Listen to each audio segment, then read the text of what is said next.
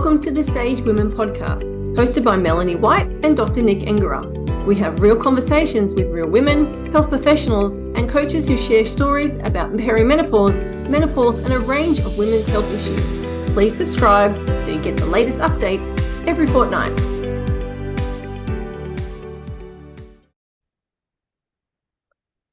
It's Melanie White with the Sage Women's podcast, and today I'm excited to introduce our guest, Monique van Tulder. Welcome, Monique, and thanks for being here. Melanie, thank you. I'm thrilled to be asked. I'm really excited to hear a bit of your story and what you're up to in this space. But before we go there, could you give us a little bit of background about you so everyone knows who they're listening to? Wonderful, thank you. I'll try and keep it succinct. Look, I currently work as a midlife mentor. However, my journey to get here goes a long way back. I had a professional career in travel, and then segued into becoming a clinical nutritionist and a personal trainer when my kids were younger, and ran a business for a number of years doing that. And also in the organic food space as well, and ran a kids' food school for quite a while. So I guess you could say that well-being is my love. However, I woke up when I was 53, 2 years ago, and realised that I had become essentially the top of the pyramid for people we need for my family and extended family, and very much the bottom of my own. And so then I unfortunately also experienced the loss of a very dear friend. And from there, I had a massive wake-up call. I was living a life in grayscale when really my values aligned to a life in Technicolor. And so I started to claw my way back. So now I work with clients in the midlife or in their midlife to realise their possibilities and regain their well-being, their confidence, their personal branding, and just set forth for a life of joy. Because we're going to live a lot longer than a lot of our previous generations, and I think it behooves us to do it with a positive mindset. Anyway, there you go. I said I'd make it short. I've made it long. It's really interesting, and just to say thank you for sharing a vulnerable moment from your story. And it's interesting what inspires us to do certain things in life and to look at things differently. So I appreciate you sharing that. And I guess the next thing I'd like to ask is about your own menopause journey or perimenopause journey outside of what you've described. Sure. Look, Melanie, it continues. First of all, I think it's fabulous the work that you're doing with Sage Women's Health, because it's a conversation that hasn't been had previously, and now, of course, is everywhere, or starting to be everywhere, and that is a magnificent thing. However, I think for the most part, and most midlife women, we still are in a state of flux of what does perimenopause entail? What does it mean? What does it mean for me? What does it mean for our community? Where do we find support?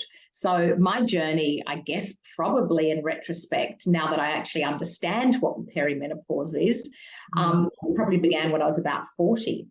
Wow. And just really, quite bizarre things, again, in retrospect. I'd always been a very adventurous, go-getting, positive type of person, and quite brave. And then all of a sudden I was driving through a tunnel one day and had a panic attack. I mean, I didn't know it was that at the time, but quite literally was shaking and barely made it through the tunnel, and haven't been able to drive through tunnels ever since. I mean, this is a tiny, ridiculous sort of small thing to say, but in having researched and having the knowledge that I have now, I understand that perimenopause comes in so many different forms. I mean, we all hear about the night sweats and the various other sort of physical ailments, but not many people understand that there's also, the various, mental impairments. That's a dreadful way to put it. But anyway, you'll articulate it better,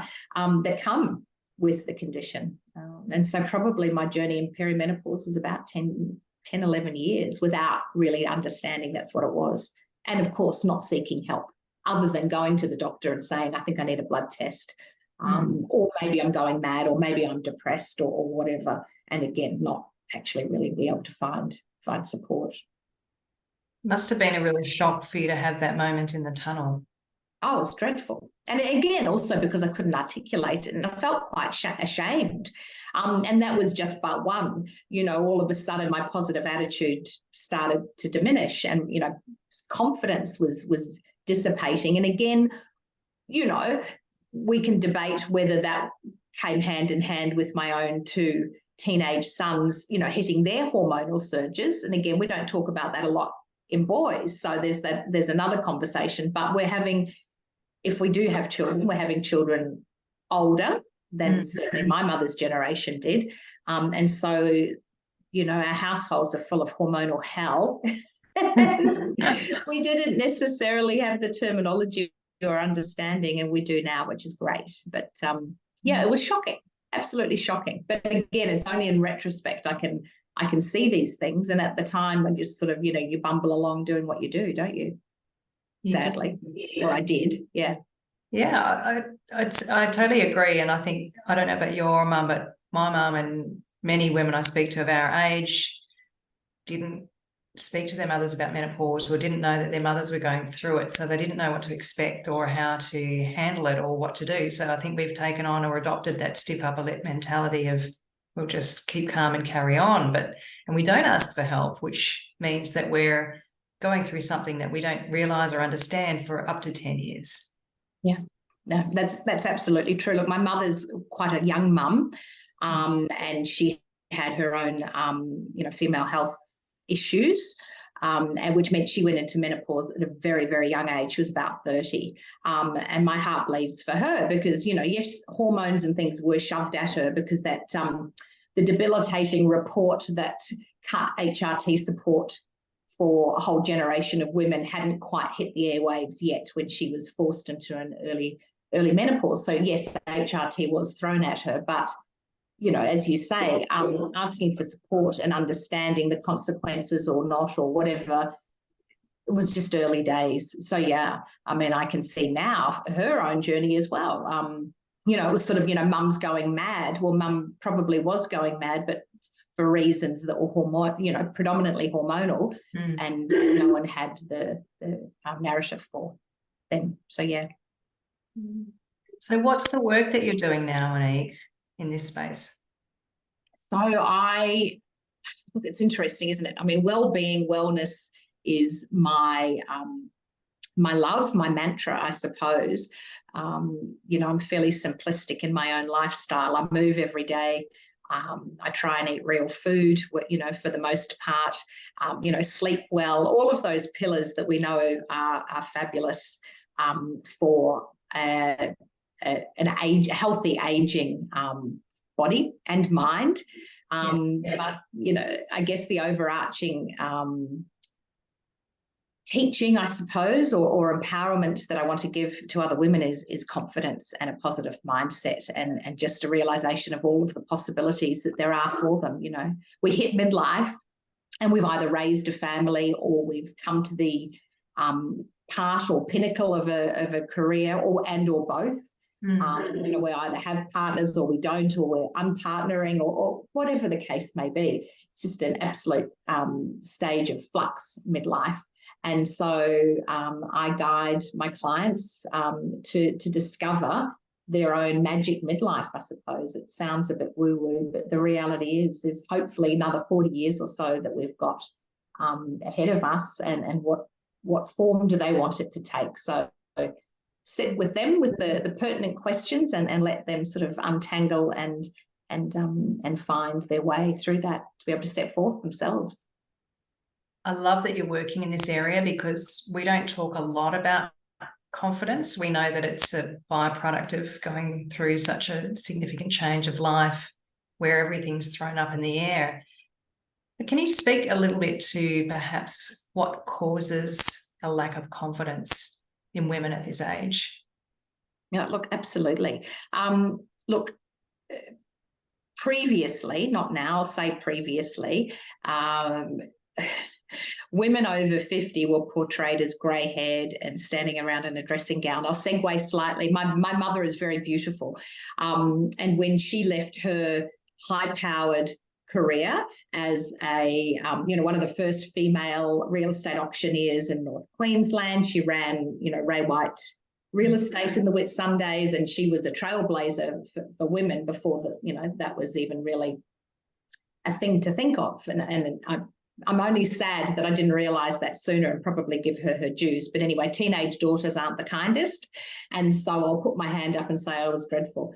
But anyway, so she gave up her career. She decided to retire at age, I don't know, late 60-something. And I said, well, go and do something, join an agency. You're beautiful, go and have some fun, make some money and do something. So anyway, she set off for her first sort of modelling gig and was shoved in the bushes in a dressing gown with revolting hair, revolting makeup, because that was the media portrayal of an older woman. Wow. Only 10 years ago. Anyway, long story. Now we have, silver-haired role models. Everyone's decided, or not everyone, but plenty of people are deciding to not, dye their hair or to look their own way and stand in their own power in their age. And now I can't even remember what the hell you were saying because I talk so much. So what were you saying? Well, I was asking about the cause of the lack of confidence. Oh, yes, of course. So, we get to a certain stage in life where we've done lots of things for other people. We've, gone along our professional trajectory. We may have foregone our well-being, health, wellness along the way. And we're not standing in the form of the person that we probably once were, and that maybe in our head we still are. We might stand in the mirror and think, my God, there's an old woman staring back at me, and yeah, who am I and what do I want? And with that comes a lack of confidence. And it's not about how you look. However, as I stated slightly, earlier in our conversation, personal branding is an important thing. How do you want the world to see you? But before all of that is, how do you see yourself? What are your values? And I think we lose sight of our values. So that's probably the answer to the question I could have given you 5 minutes ago.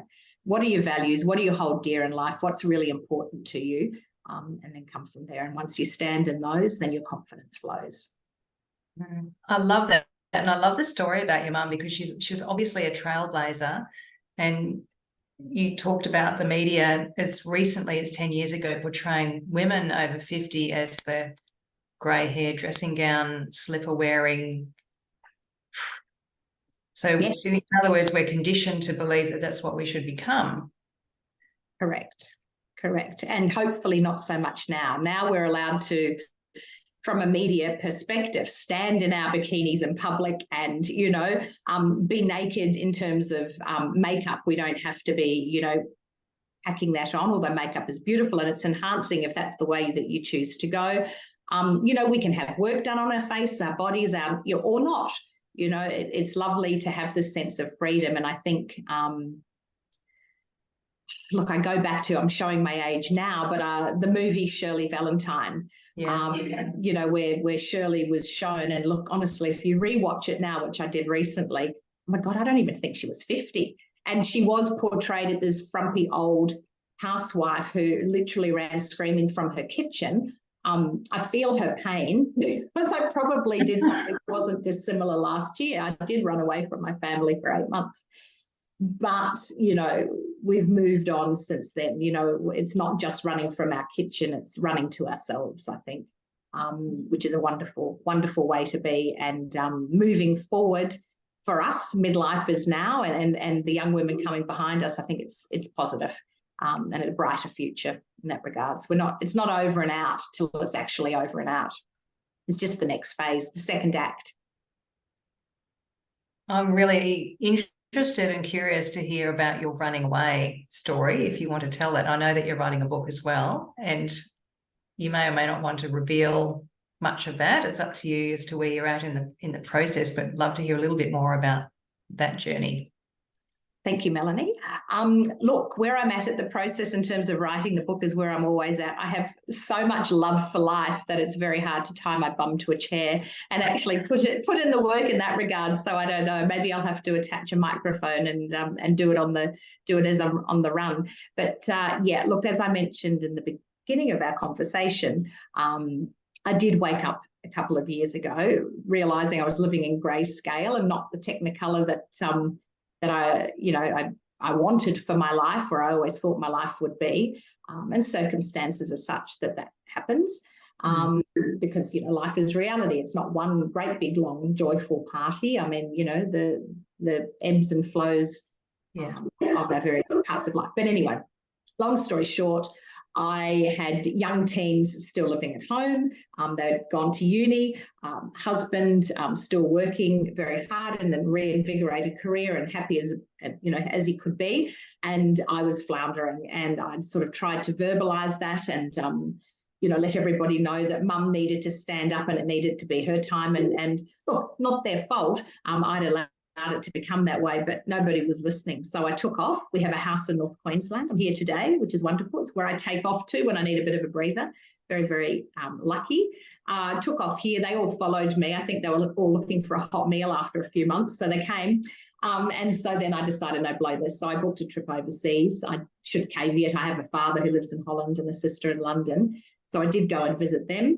And then after a few weeks, thought, no, bugger it, I'm staying. And I went off for the adventure of a lifetime, and gifted myself 8 weeks with knowing nobody and no agenda other than just to, sounds very middle class of me, find myself. But I did. It was great. Wow. What were some of the important insights that you got from that process of upheaval and rebirth? That we're not alone if we choose that path, or if we feel that that we are in a slump, a midlife slump, that we're not alone. Once you start talking to other women globally, we tend to all be very much connected. And so that was very interesting, insightful, and humbling as well. No matter our circumstances, we all feel the same. In essence, that was one insight. And the other insight is, as I said before, it's not over till it's over. You're never too old. It's never too late. You can reinvigorate yourself. I don't like the word reinvent, because that's suggesting that you need to sort of throw out what came before. But I think, we're all made up of all facets of our life, all the decades of our life, all of our circumstances. And so I think a reinvigoration of self is incredibly exciting and empowering, really, really empowering. It's interesting you use the word reinvigorate and talking about not reinventing, and it takes me back to the coaching process that we're both familiar with, of helping people to talk through what's going on and to get a different perspective on things. And I think we live with ourselves and we adjust to what we think is normal and we see things a certain way, but it's not until you actually stand back and go, oh, who am I really, and what am I capable of, and what are my achievements, and what are my strengths, and what matters to me now, and who do I want to be going forward? Nobody makes time for that really important reflection that helps us create the new self. That is absolutely true. And it's funny you should ask that or say that, because I live on Instagram, on Instagram. I probably should spend a little bit more time on there, and the book might get written. However, I did put a post up this morning, just a few hours ago, about sitting still in yourself and really thinking about what it is that you stand for, that you hold dear, and what kind of shape you want your future to take. And that begins with looking at your values. What do you value? Who do you value? And from there, the rest will flow. Wow, a flurry of DMs looking for a values list, and also commenting on that. So I hit a nerve clearly, and yeah, absolutely. It's holding space, asking questions, and then letting people sit in themselves and come to some sort of conclusion. Key to certainly the coaching that we're both familiar with, and positive psychology, but just life in general. And I love the way you talk about personal branding and style. And doing that for women at this age, it seems like a really good fit with the process of rediscovering yourself, reinvigorating who you are, looking at how you're going to go forward with your best foot for yourself. Yeah. What led you down that path of the concept of personal branding? Look, as most things, I don't plan. Things organically evolve. Look, for me, my family background is in style, fashion, so on and so forth. My parents were in fashion, manufacture, and design. So I am an aesthetically driven person anyway, and we're not all, and that's neither here nor there. However, we live in such a visual society now. I think it is really important, if you're feeling fantastic on the outside, let the world see that on the inside, let the world see that on the outside as well. You know, who do you want to be perceived as, and also those first few moments of meeting new people, they're going to look at you and they're going to form an opinion, and maybe that is a great idea to have a think about what opinion it is that you want them to form. And as I said, it's not all about how you look, but it's how you feel. And then, of course, the reverse is true. If you're not feeling so great, another place to start, and I do recommend this for some clients, or we come to that conclusion, or they come to it themselves, fake it till you make it is on the flip side of the coin. If you're not feeling so great, or if you are feeling a little bit lost, have a think about, who it is that you want to be. Start with the outside, and then the inside will flow. So, I think there's sort of two ways to tackle that. Not everyone will agree, but I'll stand firm in that. Yeah, I actually agree with you, because we know so much about the psychology of colour and the visual side of things, and how that affects our psychology. And definitely, if we're making any change, setting up the environment is part of that. And the way you dress, the way you show up can be part of that. And the language you use is a positive or negative. But going a bit on a tangent but related, I was talking to someone that we both know recently who'd been to Europe, and she was saying, I had such a great time as an older woman being revered and recognised and respected in Europe. And then I got home to Australia and remembered that I had to be invisible here because the culture is so different. And I thought, isn't that interesting? And I just, thinking about the way we look and feel and show up, I wondered if you'd had that experience when you were on your journey through Europe, being respected and revered, or were you invisible? What was that experience like? I have too much to say on that, because I should say I am 100% European. Both parents are Dutch-Belgian. So I do love my adopted country, Australia. However, we are very Anglo, and I will say that might be controversial, but we are. Yeah. And I think we also spend too much time thinking about what other people think about us. And I try and let my young men in my household know that actually nobody cares about you. They're too busy thinking about themselves. So you be you, and that's the best version that you could possibly give the world, as your authentic self. So in Europe, I landed with my Anglo decades upon my head. I hadn't been to Europe, obviously. We'd had COVID. So, that had been knocked on the head for a while. And I was sitting by the pool, my 54-year-old frame that was fit, but I still had on a one piece. And I looked around and I realized I was the only woman over 50 wearing a one piece. So I stomped off to the shops and bought a very skimpy bikini and sat there out and proud, and nobody cared, nobody looked, but God, I felt good. Put a photo up on Instagram and said, this is how we do it in Europe. Everybody loved it. Everybody loved it. Not sure that they all went down to Bondi to replicate, but nevertheless, the idea was there. And again, I come back to Instagram because I clearly spend too much time there. I posted last week a photo of my nearly 80-year-old stepmom, who was lying by the sea in their Croatian caravan park in a bright yellow, very small bikini with a glass of wine in hand, and I rest my case. There it is. So no, I did not feel invisible. I felt very visible. And we can take a leaf out of their book. It sounds like there's a complete lack of judgment. You can be who you are and you're respected as a person, not for...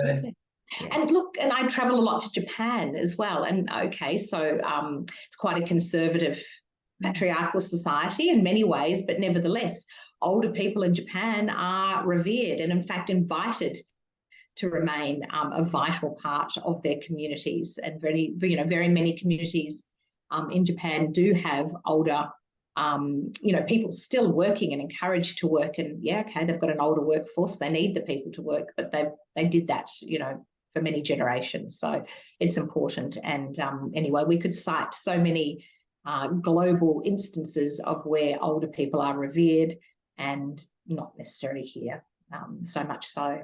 I did say something the other day, I think it was in LinkedIn, that there are studies that show that midlife women are make the best new employees, and unfortunately the market is still catching up to that, but for so many reasons we do, and we are. And I guess then it's up to us to stand up for ourselves and say, hey, we're here, we're awesome, we're capable, and not to be ashamed or concerned about the changes that are going on, but to love and accept and adopt those things. We'll learn how to do that so that we can make the best of our next 40, 50 years. Absolutely. And another thing that I will add is that we need to stand together. And with your Sage Women's Health, you're going to be in various businesses and showing us how to do that, because there has been scarcity in terms of women reaching positions, that they would have been qualified for, or the better person for the job. And that pendulum is shifting. But I think with this also, we need to be looking at, who are we supporting in midlife? If we're in positions of being able to employ people, give a midlife woman a chance. And I think you'll be very glad as a business that you did. We have a lot of experience, and we have a lot of enthusiasm and a lot of energy, and we'll be in it for the long haul. We'll reward you with sticking around and adding to the business, not detracting. Great insights, Monique. Thanks for that. Any last tips or thoughts before we wrap up today? Look, I think, we've covered so much, and Melanie, I'm really, really grateful for this opportunity. I would just like to say, listen, the world is your oyster, go and get it. And so if you are a midlife woman listening to this, just what is it that you never did that you wish you did? Go and do it, go and give it a go. Worst that can happen is you never really wanted it in the first place. The best thing is that you'll find out and you won't die wondering. So go forth in positivity and possibility. Thanks, Melanie. Thanks, Monique. We'll put some links of yours into the notes for this podcast, so anyone interested in reaching out to you can do so. Fantastic. Thanks. Have a great afternoon. You too. Bye.